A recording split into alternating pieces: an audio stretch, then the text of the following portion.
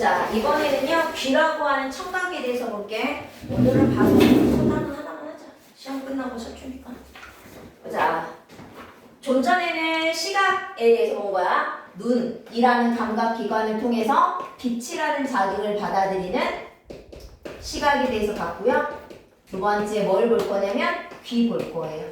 귀는 아까 소리를 느낀다 그랬죠? 소리 또 다른 이름 음파. 공기의 진동, 파동 이걸 느껴요. 이걸 우리는 청각이라고 부르죠.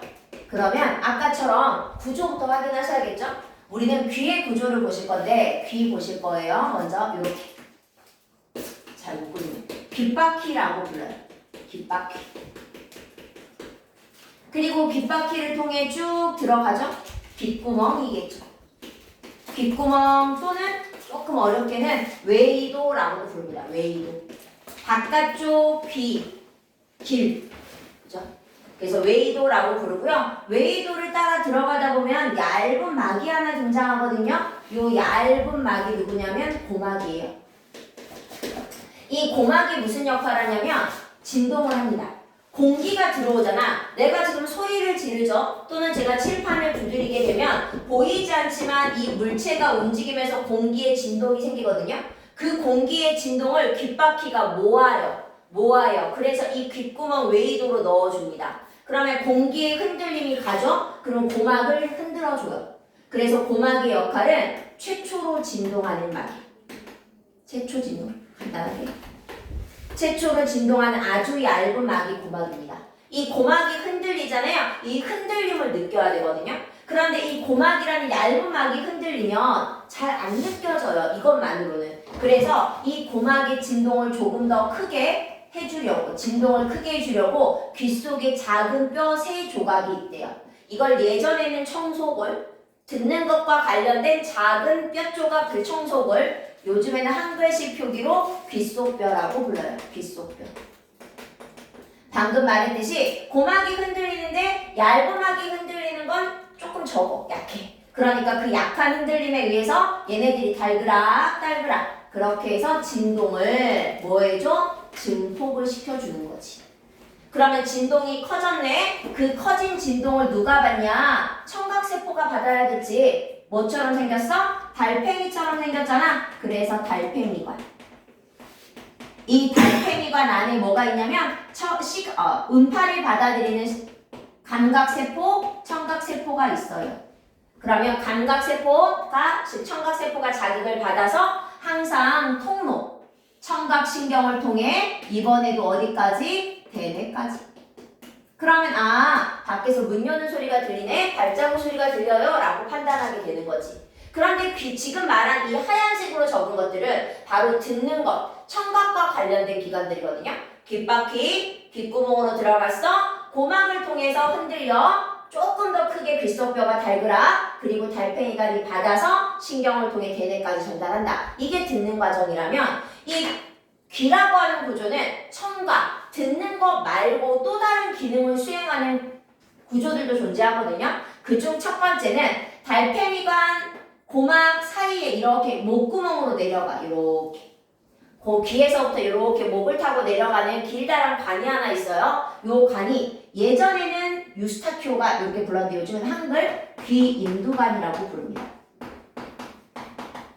옛날에 다림질할 때 하루에 그 쇠꼬창이 같은 거 넣었다 뺐다 하잖아요. 그러면 끄트머리는 이렇게 조금 납작하고 길다랗게 되어 있는 인두로 지진다 그러잖아요. 그 인두처럼 생겼다 그래서 귀인두관. 이 귀인두관의 역할이 뭐냐면 여기 고막을 기준으로 해서 바깥쪽을 바깥귀, 웨이, 이 안쪽을 중이, 달팽이관 쪽 안쪽으로 들어가면 내이 이렇게 되거든요. 그런데 이 고막을 경계로 해서 바깥쪽 안쪽, 고막 안팎에 뭐를 조절하냐면 압력을 조절해요. 그래서 조금 요거 바꿔서 나올 때가 있어서 웨이와 내이가 아니라 중이에 뭐를 조절할 거야? 압력을 조절할 거야. 우리 일상생활하다 보면 귀가 먹먹할 때가 있죠. 예를 들어서 갑자기 터널을 지나간다거나 높은 산을 올라간다거나 비행기가 이착륙할 때 귀가 먹먹해요 이런 말 하잖아. 잠수한다거나 그럴 때 작용하는 게 귀인두관이에요.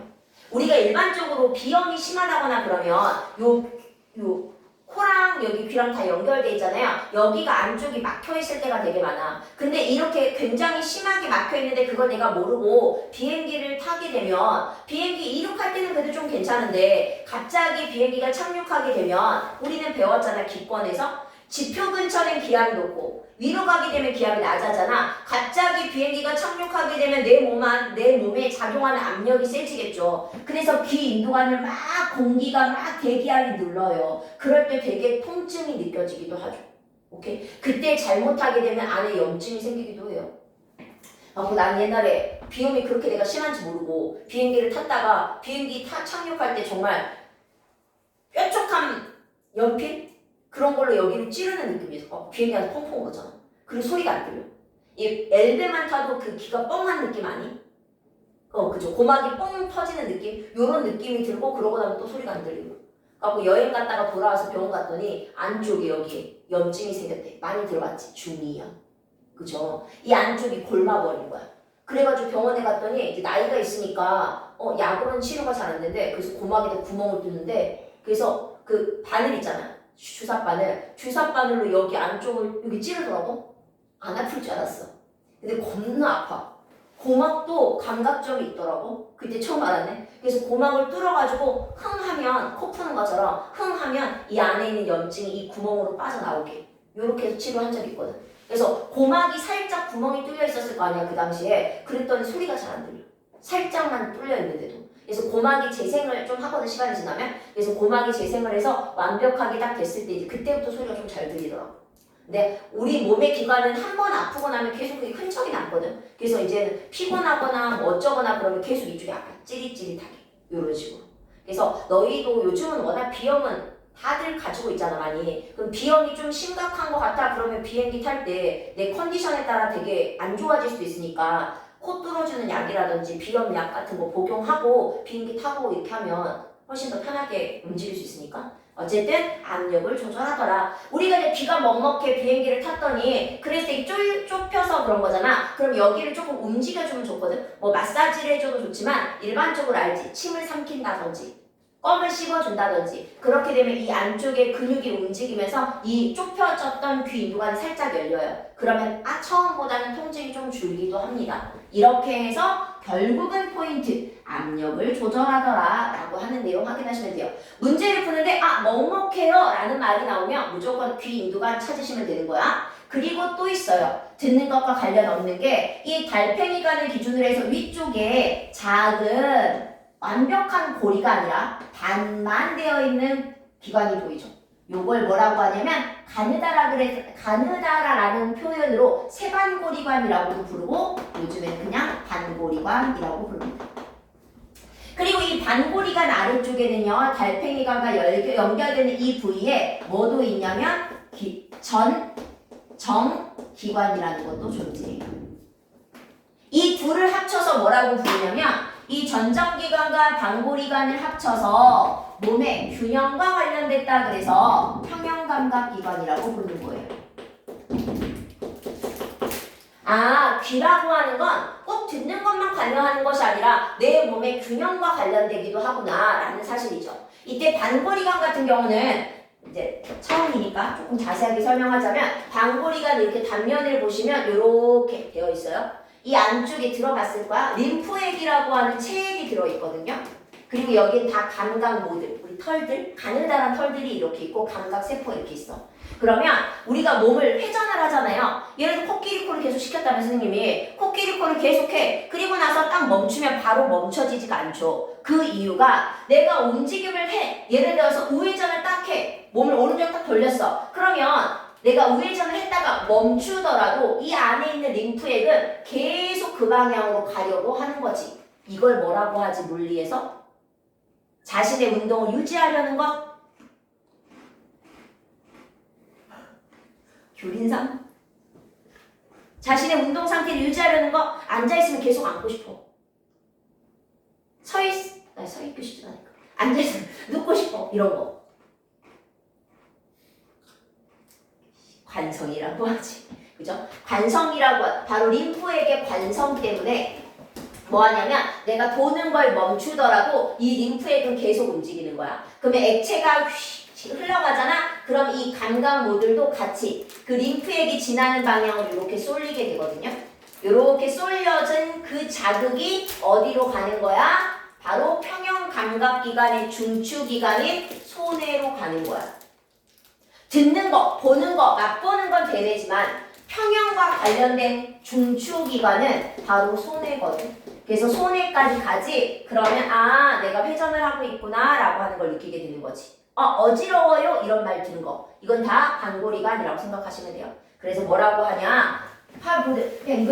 뱅글 뭘 담당한다? 회전을 담당하는 거지. 회전 감각.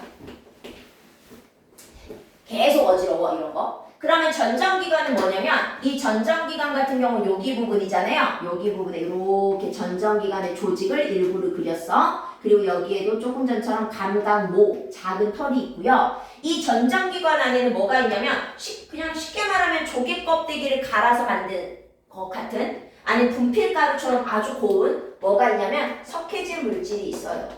이걸 뭐라고 하냐면 이석이라고 부르죠. 이석증 들어봤죠? 석회질 물질, 가루 물질이 이렇게 놓여 있거든. 그런데 어떻게 되냐면 내가 만약에 몸을 한쪽으로 기울여. 그러면 위에 있는 가루가 고정되어 있는 게 아니라 내가 몸을 기울이면 이 가루가 한쪽으로 쏠리겠지. 그러면 내가 몸을 만약에 이렇게 기울였다면 이 이석이라는 것도 한쪽으로 쏠리는 거야. 그러면 쏠릴 때 이 털들도 그 방향으로 휘어지겠지. 그럼으로 인해서 누가 손해가 내 몸의 기울기가 변했구나, 위치가 변했구나 이런 걸 느끼는 거야. 그렇게 해서 전정기관 같은 경우는 뭘 담당하냐? 바로 기울기, 위치 변화 이런 걸 느끼는 거지.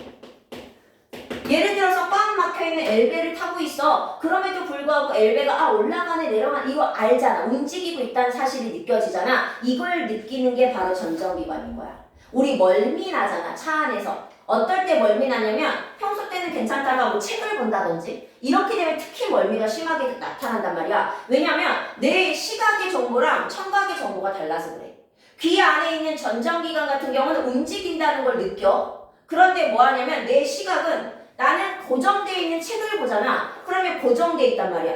얘는 가만히 있는데 여기서는 움직이고 있대. 그러니까 어떻게 되겠어? 정보의 교란이 생기겠지. 어지러운 거야. 그래서 막 멀미 나는 거야.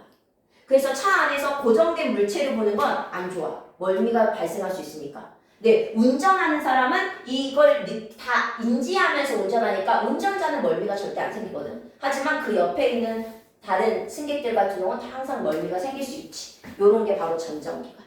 이 전정기관, 반골기관 합쳐서 바로 평형감각기관.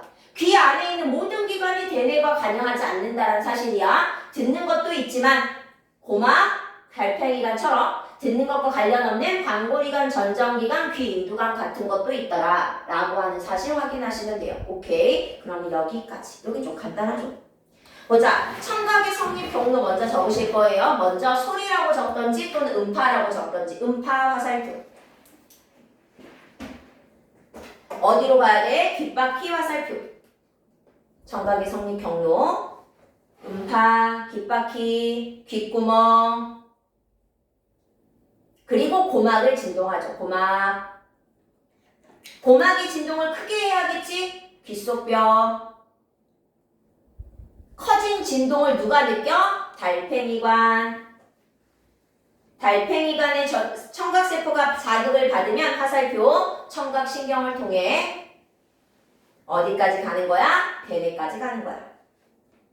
그림을 통해 확인할게. 순서대로 갈 거야. 귓바퀴부터 해서 시계 반대 방향으로 귓바퀴 소리를 모으고 웨이도를 통해 공기가 들어갈 건데 동그라미 3번. 고막은 음파에 최초로 진동하는 얇은 막이야. 그리고 그 고막과 연결돼서 귓속뼈가 있지? 고막의 진동을 증폭시켜줘. 그리고 나서 뭐가 있었냐? 거기 보시면 귀 인두관 찾으셔요. 귀 인두관은 외위와 중위의 압력을 조절하고 귀가 먹먹해 하퉁하퉁 가셔도 괜찮죠. 그래도 열려요. 그리고 달팽이관에는 옆에 박스, 청각세포가 있어서 자극을 받고 받아들인 자극은 청각신경을 통해서 대뇌로 가고 그리고 위로 올라가셔서 반고리관 전정기관 우선 묶어주세요. 묶어서 이거 적자. 평형감각기관이야 라는 말 적어주시고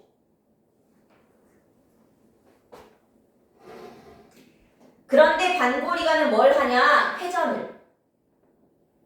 전정기관은 뭐를 하냐? 기울어짐을 감각해. 그래서 혹시 모르니까 한쪽에 가로치고 적어봐. 반고리관에는 뭐라고 쓰냐면 여기 관성이라고 하나 적어놓고 전정기관은 기울어지잖아. 그럼 이쪽으로 잡아당기는 힘이 있었기 때문에 기울어졌겠네? 이렇게 아래로 잡아당기는 힘 이거 뭐죠? 그렇지, 중력이죠. 그래서 가로치고 중력이라고도 한번 적어놓고 그리고 나면 이제 끝났죠. 다시 한번 내려가십니다. 빨간색, 무슨 색깔 없다고? 청각과 관련 없는 기관. 첫 번째, 회전을 감지하는 누가 있었다고요? 돌아가, 반고리관 있었고. 외워. 기울어짐을 감지하는 누가 있었고? 전정기관이 있었고. 고막을 기준으로 안과 밖, 외의와 중의의 압력을 조절하는 귀 인두관이 있었고. 예시들을 통해서 확인할게요. 옆에 박스 보십니다. 평균대에서 균형을 잡는다거나 돌뿌리에 걸렸음에도 불구하고 코하긴 하지만 넘어지지 않아. 이런 게 전정기관. 눈을 감고도 회전하는 방향을 느낄 수 있고 회전하다 멈춰도 계속 어지러워. 이런 게 반고리관. 귀가 먹먹해. 그러면 귀인두관. 간단하죠. 시각이 외울 게 제일 많고 그 다음부터는 좀 적어요. 이제 후각부터는 훨씬 현저하게 줄어. 외워야 할 거. 먼저 이번에는 후각입니다. 보자. 눈이 빛이라는 외부 자극을 받아 귀가 음파라는 외부 자극을 받아 그 다음에 지금 누구였냐면 코죠. 코라고 하는 후각의 경우는 뭐를 받아? 지금 누군가가 피자를 들고 들어와. 그러면 피자 냄새가 나잖아. 그런데 그 냄새가 나는 건 너의 코 안에 뭔가가 들어가서야. 근데 코 안으로 들어간 입자가 보여? 안 보이잖아. 보이지 않는 게 누구네? 바로 빛이지. 그래서 기체 상태의 화학 물질의 자극을 받는 거야. 보자. 대충 그릴게. 잘 못 그렸어.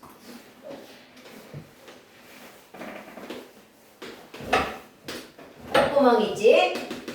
기체 분자가 있어. 기체 분자가 콧구멍 안으로 들어가. 코 안으로 들어갔지? 그러면 요 위쪽에 여기를 뭐라 부르냐면 후각 위쪽에 있잖아. 상피라고 불러. 코 속 천정 부분에 있는 후각 상피를 자극해. 그럼 후각 상피 안에 누가 있냐면 여기 안쪽에 후각 세포가 있는 거야. 그러면 코 천정에 있는 후각 상피를 기체 물질이 이렇게 들어갔지. 들어가서 이렇게 자극을 주면 이 후각 상피가 즉 후각 세포가 자극을 받아서 이번에도 어디로 가는 거야? 항상 감각신경, 후각신경, 후신경을 통해 어디까지? 오감각의 중추기관, 대뇌까지. 그러면 냄새를 판단하는 거지. 간단하죠, 후각은? 근데 후각의 가장 큰 특징이라면 다른 감각기관에 비해서 가장 예민해. 그 말은 무슨 말이냐면 자극을 잘 받아들여. 예를 들어서 아까 바깥에서 누가 피자를 딱 갖고 들어와서 갖고 들어오자마자 피자 냄새가 나잖아. 그리고 피자를 여기에 둔단 말이야. 시간이 지나면 잘 못 느끼지. 하지만 누군가가 갑자기 또 컵라면을 갖고 들어와. 그러면 그 컵라면 냄새가 또 잘 느껴지지. 이렇게 새로운 자극을 잘 받아들여. 왜? 예민하니까. 하지만 예민하면서 또 어떤 특징을 갖냐면 되게 쉽게 피로해져. 그걸 어떻게 하냐? 피자를 갖고 들어왔는데 피자 냄새가 났어. 이건 예민해서잖아. 근데 피자를 부었더니 시간이 지나면 피자 냄새가 느껴져 안 느껴져? 안 느껴지지. 여름철에 화장실 가면 냄새 많이 나잖아. 근데 화장실 처음까지 찌린데 막 코가 아픈 것 같아. 근데 시간이 조금 지나고 나면 그게 잘 안 느껴져. 그게 뭐야? 후각세포들이 피로해져서 그래. 피곤하니까 못 느끼는 거야. 그런데 화장실 안에 누군가가 피자 박스를 들고 들어와? 그럼 피자 냄새는 잘 나지. 왜? 예민하니까 새로운 자극은 금방 받아들여. 하지만 또 시간이 지나면 안 느껴질 거야. 피로해져서 말이지. 그리고 후각은 당연히 동물이 인간보다 예민할 거고 어린아이일수록 예민해. 그쵸? 그리고 뭐 후각은 뭐 크게 할 거 없죠. 후각과 함께 이제 뭘 볼 거냐면 미각을 볼 건데 혀죠. 혀. 미각이라고 표현하죠. 뭘 받아들인다 그랬냐면 아까 잠깐 얘기했지만 혀에다가 사탕을 올려놓자마자 단맛이 느껴지지는 않을 거야. 한번 직접 해봐. 초콜릿을 올려놔봐. 그 순간은 안 느껴져요. 뭐 해야 돼? 빨아야죠. 빨아서 침에 의해서 그 물질을 녹여야 돼. 그러면 녹은 액체 상태의 물질이 바로 미각을 결정하는 거야. 혀를 그려볼게 대충. 혀가 이렇게 있으면 혀를 자세하게 보면 오돌토돌한 돌기들이 있거든요. 요 돌기를 확대해서 볼게. 요 돌기를 이렇게 확대해서 보면 이렇게 돌기들이 혀에 이렇게 촘촘하게 나 있어. 이 돌기를 뭐라고 부르냐면 유두라고 불러요. 유두가 있고 유두 아래쪽 양옆 여기 아래쪽 양옆에 여기에 뭐가 있냐면 맞봉우리라고 하는 게 있거든요. 맞봉우리. 옛날에는 미뢰라고 하는 한자어를 썼어요. 유두가 있고 맞봉우리가 있는데 이 둘 중 어디에 미각세포가 있냐면 바로 맞봉우리예요. 이 맞봉우리 여기 안쪽에 미각세포 또는 맛세포, 미각세포, 맛세포가 여기 들어있는 거지. 그러니까 내가 만약에 초콜릿을 이렇게 올려놨어. 그러면 당연히 못 느끼는 거야. 미각세포는 여기 있는데. 근데 혀에 올려놨더니 녹았네? 녹아서 흐물 해갖고 들어가? 그러면 쌉싸름하다라고 하는 초콜릿의 맛을 느끼게 되는 거지. 그러면 미각의 전달 경로를 보시면 누가 필요해? 액체 상태의 물질이 필요하지.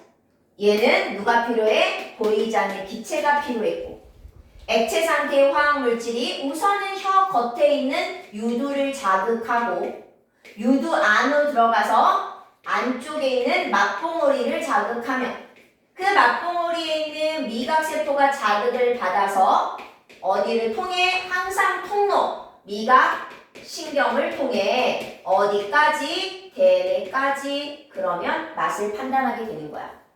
근데 혀가 느끼는 기본 맛이 있어. 즉 미각세포, 맛세포가 느끼는 기본 맛이 있어. 모든 맛을 느끼는 건 아니고요. 기본 맛은 총 5가지만. 뭐가 있냐면 단맛, 신맛, 짠맛, 쓴맛. 다 아시는 거죠? 그리고 감칠맛. 고깃국물 같은 거. 먹고 나면 입안이 약간 텁텁해서 다른 음식이 더 먹고 싶어져. 이런 맛 있잖아요. 이런 걸 감칠맛이라고 하거든요. 이게 누가 느끼는 거야? 미각세포가 느끼는 거야.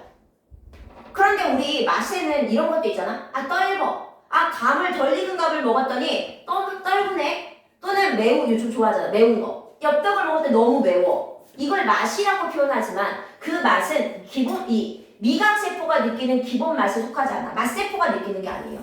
그러면 예를 들어서 주의하셔야 돼요. 미각이 아닌 거. 뭐가 있냐면 방금 말했던 대표적으로 매운맛 같은 거. 그럼 매운맛이 미각이 아니면 도대체 뭔데? 혀도 피부잖아요. 혀가 느끼는 뭐냐면 아픔이에요. 통각. 그래서 맵다라는 건 혀로만 느끼는 게 아니야. 매운 음식물이 입술 주변에 닿으면 입술도 맵죠. 근데 매운 음식을 만졌다가 고추를 만졌다가 코끝 이런 데 만지면 여기도 맵죠. 온 피부가 다 느끼는 거예요. 혀만 느끼는 게 아니라. 그러니까 미각이 아니라고요. 통각이라고. 피부 감각이에요. 그리고 떫은 맛. 이것도 뭐냐면 떫다라는 걸 생각해봐. 그럼 약간 거칠거칠한 느낌이지. 혓바닥이 쪼그레지는 느낌. 그 침이 다 마른 느낌. 요런 것도 바로 미각세포, 맛세포가 느끼는 건 아니고요. 얘도 피부가 느끼는 압각이에요. 거침. 그리고 또 하나만 더 뭐도 있냐면 생선을 먹었더니 아 비린맛이 나 라고 표현하지만 이건 잘못된 표현이죠. 비린맛이 아니라 정확하게 말하자면 비린내가 나는 거죠.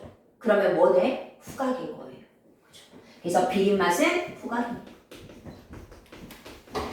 이처럼 우리가 미각이라고 생각했지만 미각이 아닌 것들도 존재해요. 그런데 여기서 잠깐 얘네들은 이제 기본 맛이니까 혀가 느끼는 거잖아요. 우리가 이 기본 맛 미각하고 우리가 음식물을 먹었을 때 맛이 어쩌고 저쩌고 하는 건 조금 다른 개념이죠. 미각과 맛은요. 왜냐면 저 음식의 총괄적인 맛은 누가 결정하냐면 미각도 있지만 누구도 후각도 같이 결정하니까요. 그래서 코감기가 심하게 걸리면 음식의 맛을 정확하게 판단하기가 어렵죠. 왜냐하면 후각과 미각이 같이 전달하니까. 하지만 코감기가 심하게 걸렸더라도 뭐는 느낄 수 있다는 얘기야? 단맛부터 해서 감칠맛까지 이 정도는 혀가 다 느낄 수 있다는 얘기지. 그렇지만 나머지 포괄적인 그런 맛을 판단하기 조금 힘들다. 그래서 TV에서 예전에 그런 거 실험했거든. 눈 가리고 코도 하나 막았나? 그리고 나서 양파랑 그 다음에 사과랑 준비해가지고 실험자에게 먹였어. 양파를 먹이면서 이거 사과니까 먹어봐. 그랬더니 달다면서 막 이래. 못 느끼는 거야. 판단이 안 되는 거지. 오케이. 이렇게 맛이라고 하는 건 후각과 미각이 같이. 요즘에는 눈으로도 맛본다 그러잖아. 예쁜 게 더 맛있게 느껴지잖아. 그럼 시각도 같이 이렇게 포괄적인 의미를 갖는 거다라고 하는 거예요. 그리고 예전에는 맛지도 같은 것도 외우긴 했거든요. 근데 제가 드린 문제는 조금 포함되어 있어서 설명을 잠깐만 할게. 보자. 짠맛 같은 경우는요. 주로 혀 전체에서 다 느껴요. 어디에서나. 그리고 나서 주로 단맛은 혀 앞부분에서 주로 많이 느끼고요. 양 옆에서는 신맛을 주로 느껴요. 많이 예민해. 그리고 혀의 뿌리 쪽에서는 쓴맛에 조금 더 예민합니다. 이렇게 조금 더 예민한 곳이 있죠. 근데 예전에 나 학교 다닐 때는 그냥 요거 위치 정확하게 외웠어. 꼭 여기서만 신맛을 느끼고 여기서만 단맛을 느끼는 것처럼 이렇게 외웠었거든. 하지만 그렇진 않죠. 혀 전체적으로 다 단맛 느껴요. 근데 여기가 조금 더 예민해 라는 것 뿐인 거야. 알겠죠? 요렇게 해서 다양한 맛까지 확인하시면 됩니다. 그렇다면 시각, 청각, 후각, 미각 다 봤죠? 마지막 우리는 오감각이잖아요. 마지막 뭐까지 봐야 돼? 피부감각까지 봐야죠.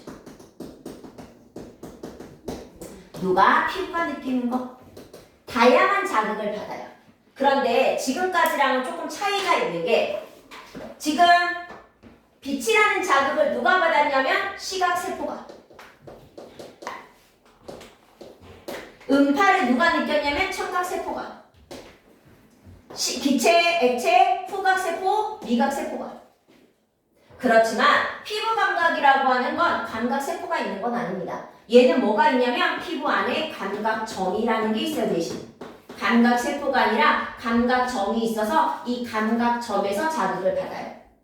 근데 내 몸 안에는 총 5가지의 감각점이 있거든요.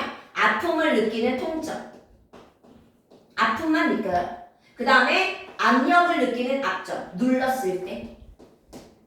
그 다음에 거칠다, 부드럽다 이런 촉점. 그 다음에 온도 변화를 느끼는 감각점 2개가 있거든요. 우리는 절대 온도를 측정할 수는 없죠.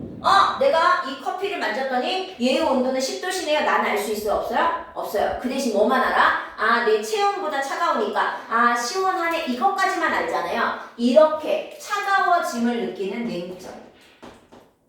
또는 그렇다면 따뜻해짐을 느끼는 온점도 있겠지. 이렇게 내 몸의 감각점은 통, 압, 촉, 냉, 온 해서 총 5가지가 있고요. 가장 많은 게 통점이에요. 그 다음 압점, 촉점, 냉점, 온점 순서입니다. 얘들아, 감각점이 많으면 자극을 잘 받지 않을까요?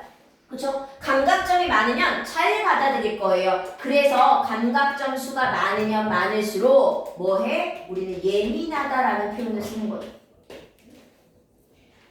우리 몸에 통점이 제일 많아요. 그래야 내 생명을 유지하기에 유리하죠.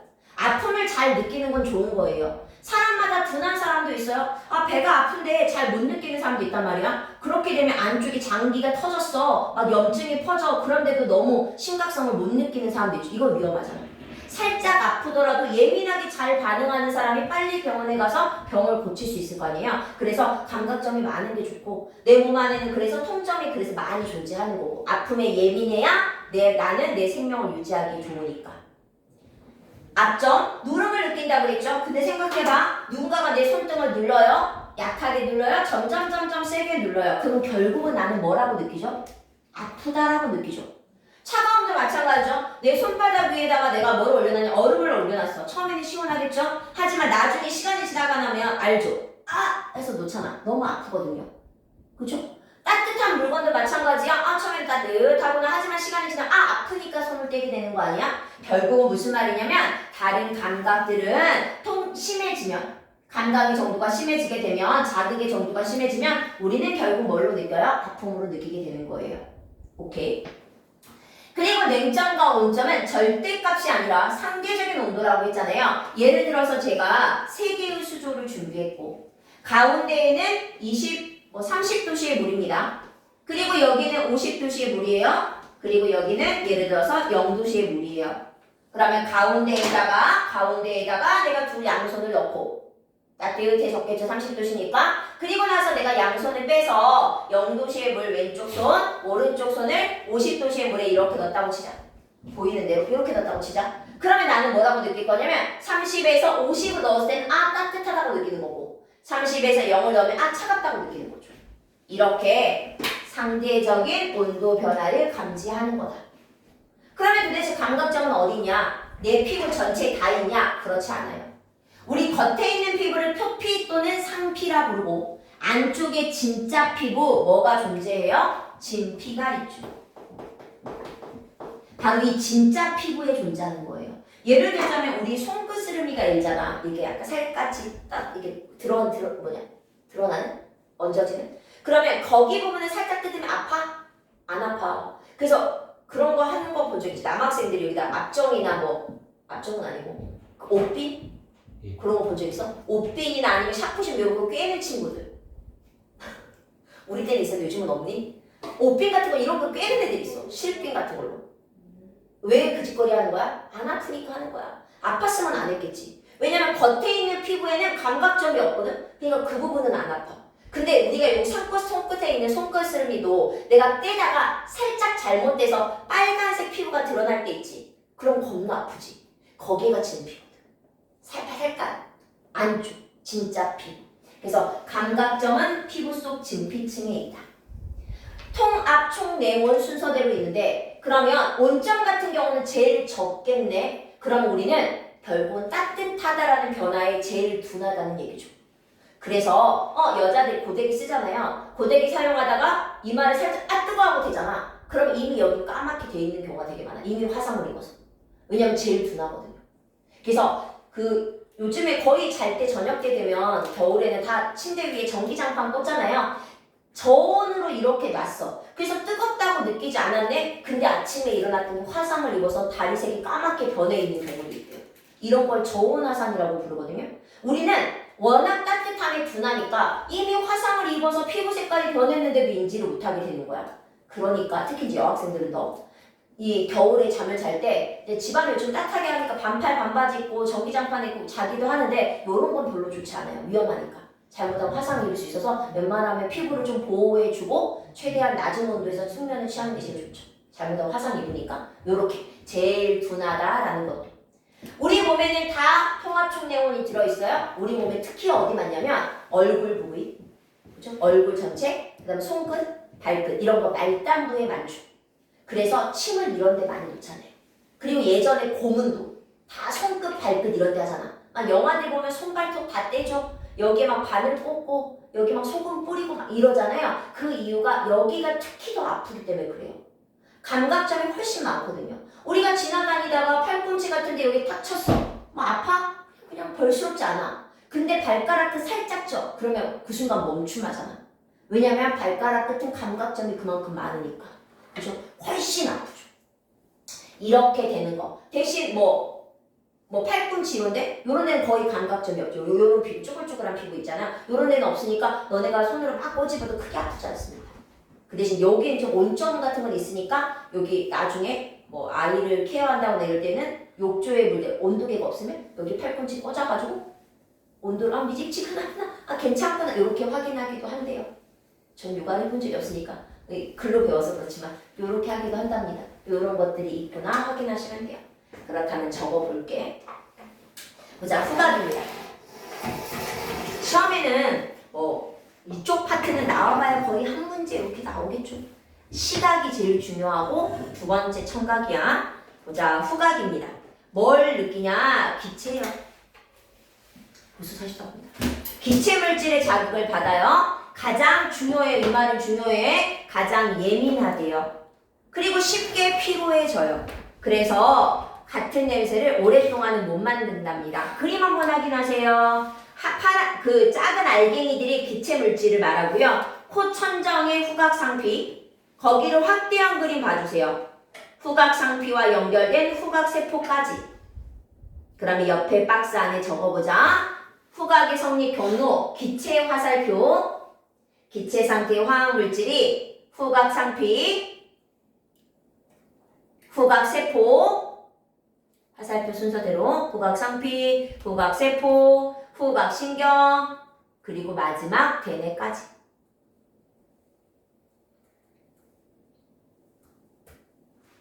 그리고 두 번째 내려가셔서 이번에는 액체 상태의 물질. 근데 혀가 느끼는 기본 맛은 5개뿐이야.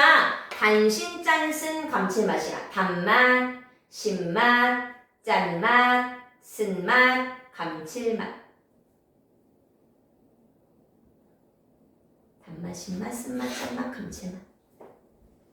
부위에 따라 좀 더 잘 느끼는 부위는 있어. 3번 음식의 맛이란 미각과 후각이 함께 느끼는 거야.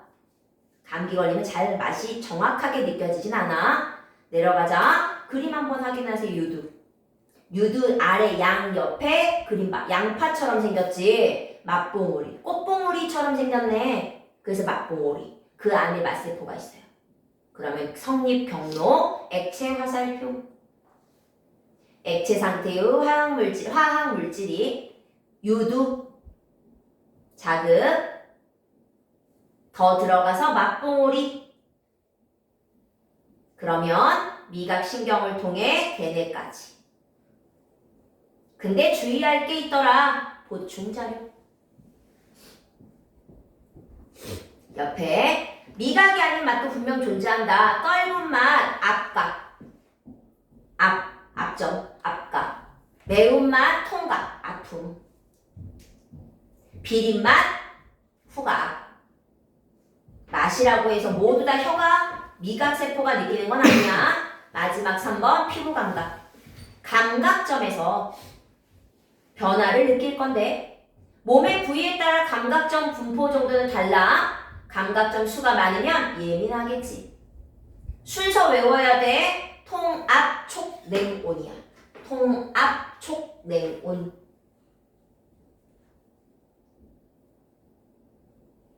우리는 아픔에 제일 예민해요.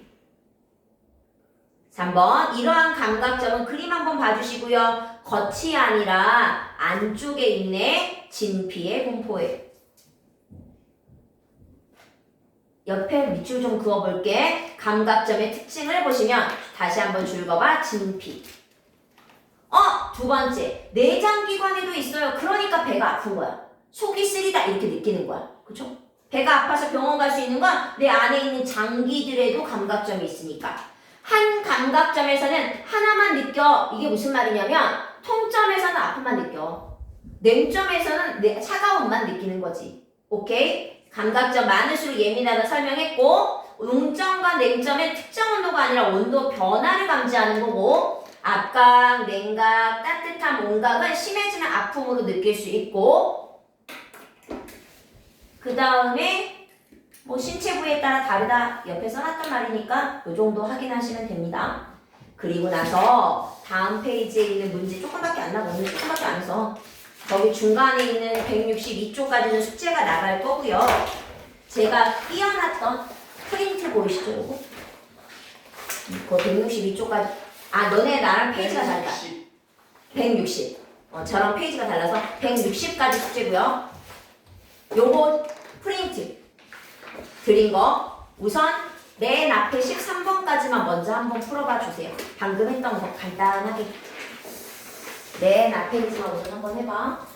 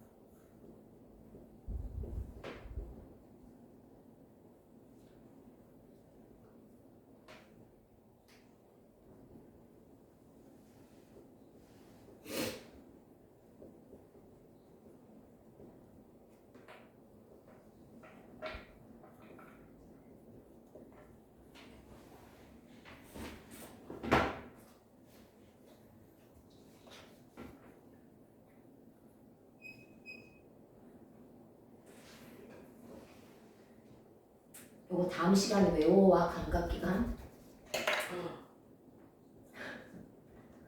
놀래니까.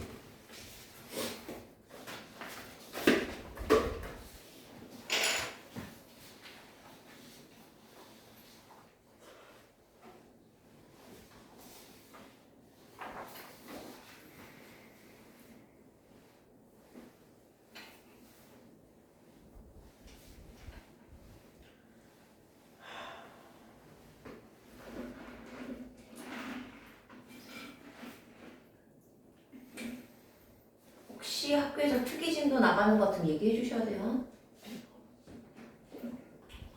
예. 얘다 대답 받아라 이거냐? 진도 나갈 수 있는 게 없지 않아요? 2학기 쪽 조금 더 나갈 수도 있으니까 물어봐. 혹시.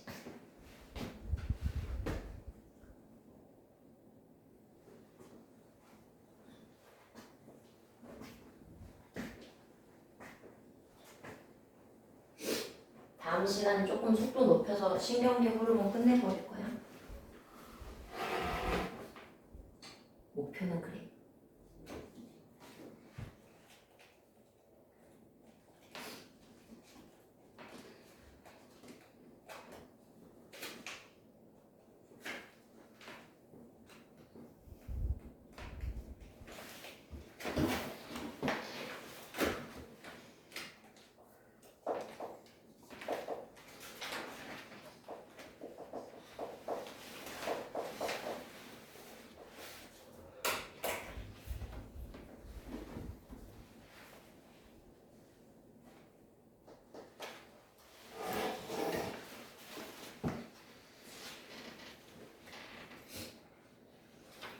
끝날 쯤 되니까 정신 차리지.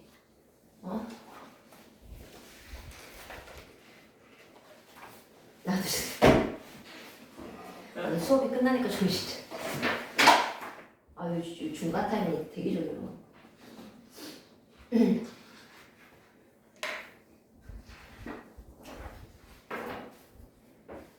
한 대까지만 먼저 해볼게. 보자. 시간이 다 돼서 뒤에 스케줄 있는 친구 있으니까. 보자. 1번. 우선 그림 먼저 잘 봐. A가 수정체였어. B가 앞쪽으로 살짝 나와 있는 거 홍채야. C가 선모체고요. D가 밑이 좀 애매하지. D가 누구야? D가 까만 데야. 망막. E가 조금 더 안쪽. 미안해. D가 맥락막. E가 조금 더 안쪽 망막인 거예요. 그러니까 1번에 빛을 굴절시켜주는 건 A 수정체고 2번에 수정체의 두께를 조절하는 건 C 선모체고 3번 넘어갈게요. 상이 맺히는 곳 찾아래. 거기에 누가 기억, 시각세포가 있어서 니은, 누구? 망막, 기호로는 E. 됐어? 기억에는 시각세포, 니은에 들어갈 말은 이 망막. 알파벳 이 망막. 4번에 주변이 밝아지면 기억, 홍채가 늘어나. 니은, 동공이 작아져서 빛을 줄이요. 예스. 그림 잘 봐봐. 그림 위치부터 한번 확인 항상. A가 귓속뼈야. B가 반고리관. C가 전정기관. D는 달팽이관. E는 귀인두관. F가 고막이거든요. 그러면 소리를 듣는데 관여하는 걸 써라 라고 했으니까 A 귓속뼈, D 달팽이관, F 고막까지. 그리고 6번 청각세포가 있는 곳 찾아라. D 달팽이관. 7번 압력을 조절한다고 그랬으니까 E 귀인두관. 평형감각 찾으라고 했기 때문에 반고리관과 전정기관. 근데 뭘 느끼는지도 쓰래. 반고리관 회전, 전정은 기울어짐. 이렇게 써도 되고요. 그냥 종류만 써서도 괜찮고. 9번에 혀가 느끼는 기본맛 5가지. 여기는 4개밖에 없네. 기역, 니은, 디귿, 비읍. 10번 후각은 말이야. 기억, 기체 상태의 물질의 자극을 받고 미각은 니은, 액체 물질의 자극을 받아. 11번 20이었다가 30으로 가면 따뜻하겠지. 온점. 12번 피부에서 자극을 받아들이는 부분을 감각점. 기억은 감각점. 세 번째 줄 감각점은 가장 많이 분포하는 감각점은 누구야? 니은 통점으로 아픔을 느껴. 기억의 감각점, 니은의 통점. 13번 내려가자. 가장 쉽게 피로해지는 건 후각이니까 X. 음식의 맛은 후각, 미각 같이 있는 거 맞아. 3번 혀에서 유두 옆에 맛세포가 있는 맛봉오리 맞지? 그 다음 마지막 몸의 부위에 관계없이 아니요. 몸의 부위에 따라 감각점 수는 달라. 됐나요? 오늘은 여기까지만 할게. 그 대신 오늘 진도 조금밖에 안 나갔으니까 이거 외워와. 외우면 충분히 문제 풀 수 있거든. 외우고 나서 숙제하기야.